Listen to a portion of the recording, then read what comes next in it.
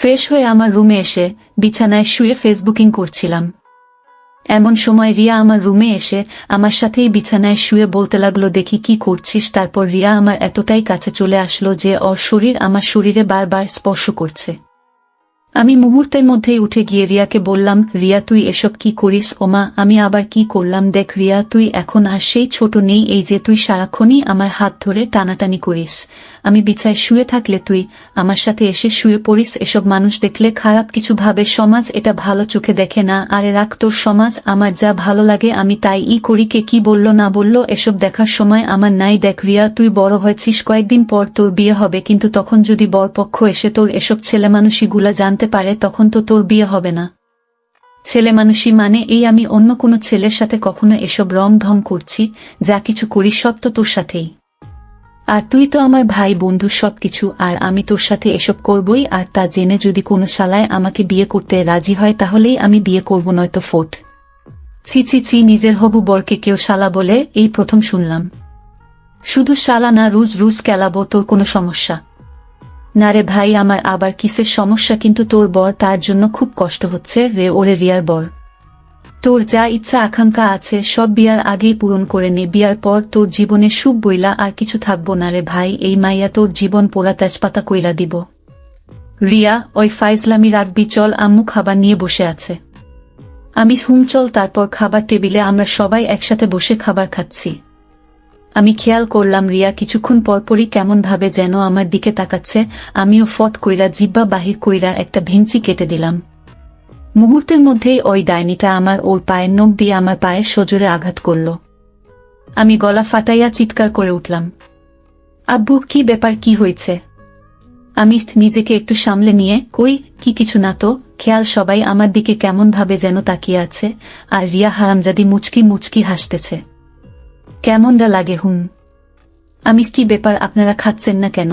তারপর সবাই এক বালতি রহস্য মাথায় লইয়া আবারও খাওয়া শুরু করল।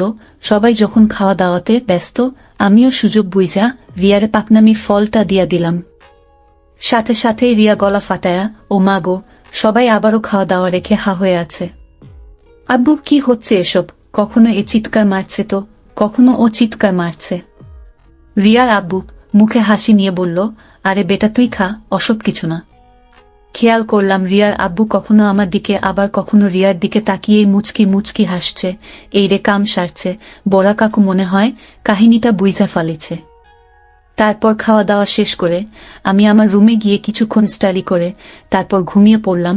দেখতে দেখতেই আমাদের কলেজ থেকে পিকনিকে যাওয়ার দিনটা চলে এলো। ভোরে কাপড় চোপড় সব গুছিয়ে রেডি হয়ে রিয়াকে ডাক দিলাম, রিয়া তোর হয়েছে? রিয়া, একটু দাঁড়া, আসতেছি। আমি বারান্দায় দাঁড়িয়ে আছি। রিয়া আমার কাছে এসে, চলো। আমি রিয়ার দিকে তাকাতেই পোড়াহা হয়ে গেছি। রিয়া আজকে শাড়ি পরছে, তাও আবার ব্ল্যাক, আমার পছন্দের কালারের। আমি তো রিয়ার দিকে তাকিয়েই আছি আর বস্তার বস্তা ক্রাশ খাইছি। রিয়ার ঝাঁকনিতে বাস্তবতায় ফিরলাম। রিয়া, কিরে এমন ভাবে তাকিয়েছিলি কেন? আমি এই রে কাম সারছে, একটু লজ্জা লজ্জা ভাব নিয়ে। না মানে, আচ্ছা আমাদের দেরি হয়ে যাচ্ছে, চল। রিয়া একটু মুচকি হেসে, চল। তারপর সোজা কলেজ, কলেজ থেকে চট্টগ্রাম। হে হে, চট্টগ্রামের বাসিন্দারা আপনাদের এলাকায় আয়া পড়ছি, কমেন্টে দাওয়াতটা দিয়ে দিয়েন। বাস থেকে নেমে কিছু বিখ্যাত স্থান পরিদর্শন করে শেষ বিকেলের দিকে একটা নদীর ধারে একা একা বসে আছি আর মনের দুঃখে গান গাইতেছি। বন্ধু যখন গার্লফ্রেন্ড লইয়া টাঙ্কি মারে বইয়া বইয়া দুঃখের ঠেলায় কাইন্ডালায় ফাইটটা যায়, বুকটা ফাইটটা যায়। আরে আপনারা কি ভাবছেন পিকনিকে গেলাম, কই ফ্রেন্ডের সাথে মজা মাস্তি করব? আর তা না করে আমি একা একা নদীর ধারে বসে প্রেম না কইরা বিরহের গান গাইতেছি। ভাইরে, দুঃখের কথা আর কি কমু। আসলে আমার যাদের সাথে মজা মাস্তি করার কথা ছিল, ওই হারামিগুলা সব কয়টা তাদের গার্লফ্রেন্ড নিয়া হুহু আমার কান্দন আইতাছে আর কইতে পারমু না। আর আমি হতভাগা সিঙ্গেল, তাই একা একাই সময় পার করতেছি আর কবিতা আবৃত্তি করতেছি। সকালে উঠি আমি জোরে জোরে চিল্লাই, 18 বছর বয়সেও আমার গার্লফ্রেন্ড নাই। কিল্লাই কিল্লাই কিল্লাই কিল্লাই। পরক্ষণেই কয়েকটি মেয়ের খিলখিল হাসির শব্দে পিছনে ফিরে তাকালাম। ওরে আল্লাহরে, আমি এসব কি দেখতেছি? মায়া গো মায়া, কি আর কমু। ভাঙ্গা চূড়া গাড়ি ও আজকে আটা ময়দা মাইখা মুইখা একেবারে বম হইয়া গেছে, আর আমি এইগুলারে দেখা বস্তার বস্তা ক্রাশ খায়ালতাছি। রিয়া, ওই তুই এখানে একা একা কি করছিস? আমি ভাইরে, হারামিগুলা আমাকে এখানে একা রাইখা তারা তাদের গার্লফ্রেন্ডের সাথে কোলাকুলি করতেছে। তিথি, আহারে বেচারা। রিয়া, ওই তোর লজ্জা করে না? তোর বন্ধুরা সবাই গার্লফ্রেন্ড জোগাড় করে ফেলছে আর তুই এখনো সিঙ্গেলই মরছিস। আমি রিয়ার হাত টিপতে টিপতে, আফারে, তোর তো অনেক সুন্দরী সুন্দরী বান্ধবী আছে, তুই তাদের মধ্যে থেকে শুধু আজকের জন্য আমাকে একটা গার্লফ্রেন্ড জোগাড় করে দে না। মুহূর্তের মধ্যেই ময়দা সুন্দরী গুলার হাসির খিলখিল শব্দে আমার কান ফাইটটা যাওয়ার অবস্থা, আর রিয়া তো রেগেমেগে একেবারে শেষ। তিথি আমার কাছে এসে আমার কাঁধে হাত রেখে, আহারে আমার বাবুটা বুঝি এত অসহায়? আচ্ছা ঠিক আছে, আজকে আমরা এখানে যতজন আছি সবাই তোমার গার্লফ্রেন্ড, এবার হ্যাপি। ওরে এত খুশি লাগে কেরে? কেরে এত খুশি লাগে? রিয়া, ওই তিথি, তোরা পারলে এই হাদারামের গার্লফ্রেন্ড সেজে থাক, আমার পক্ষে সম্ভব না। আমি ওকে মাই ডিয়ার আপ্পি, আপনি এখানে একা একা বসে বাদাম খান, আমি আমার গার্লফ্রেন্ডদেরকে নিয়ে ঘুরে আসি। রিয়া, হুম, যা না যা। কথাটা বলেই এক বস্তা রাগ লইয়া রিয়া ওই স্থান ত্যাগ করল। তারপর আমিও বস্তার বস্তা খুশি মনে লইয়া একেবারে বাহুবলী সিনেমার নায়কের সৈন্যদের মতো এক গাটি গার্লফ্রেন্ড লইয়া সেই লেভেলের হাঁটা দিলাম। হারামিগুলার সামনে গিয়ে গার্লফ্রেন্ড গুলার সাথে আলগাপিড়িত দেখাইতে লাগলাম, আর হারামিগুলাও হা করে আমার দিকে তাকিয়ে থাকল। তারপর সব হারামিগুলারে একটা দর্শন দিয়া আমরা একটা নিরাপদ জায়গায় বসে আড্ডা দিতে লাগলাম। পরক্ষণেই কোত্থেকে যেন ফট কইরা সব হারামিগুলা আমার সামনে এসে হাজির। আমিও এক বদনা ভাব লইয়া কইলাম, কি চায়?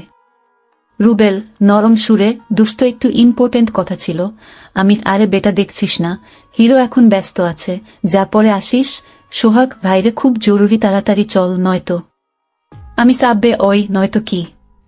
মুহূর্তের মধ্যেই সব হারামিগুলা আমাকে এভাবে তুলে নিয়ে যাব। আমি হতপা ছুটতে ছুটতে, ওই আমাকে ছাড় বলতেছি। তারপর হারামিগুলা আমাকে আমার অস্থায়ী গার্লদের কাছ থেকে নিরাপদ দূরত্বে নিয়ে সব হারামিগুলা আমার হাত পা টিপতে লাগলো। ইকবাল দুস্থ, আমি তো আমার গার্লফ্রেন্ড সাথে থাকাকালীন অন্য কোনো মেয়ের দিকে তাকাতেই পারি না, আর তুই এতগুলা গার্লফ্রেন্ড একসাথে নিয়ে ঘুরতেছোস। ভাইরে, কি এমন করছোস আমাকে বল না প্লিজ। সোহাগ, তুই আমার গরু থুকু গুরু, ভাই বল না কিভাবে এতগুলা গার্লফ্রেন্ড একসাথে জোগাড় করলি? আমি তাচ্ছা এই কাহিনী, ওই সালারা তোদের গার্লফ্রেন্ড রাইখাও আবার গার্লফ্রেন্ড খুঁজস। রুবেল ভাইরে, এক জিনিস আর কত ভালো লাগে। আমি তোকে সবকিছুই বলবো, কিন্তু আমার যে এখন খুব ক্ষুধা লাগছে। রুবেল ভাই, তুই যা খাইতে চাস সব খবি, চল হোটেলে চল। এই যে ভাই, আপনারা আবার আসল কাহিনী পুইয়া দিয়েন না, তাইলে ভাই আমি শেষ। তারপর হোটেলে গিয়ে পেট ভুইরা খাইয়া টাইয়া বাইরে আসতেই, রুবেল ভাই, এইবার বল না এত মাইয়া একসাথে কেমনে পটাইলি?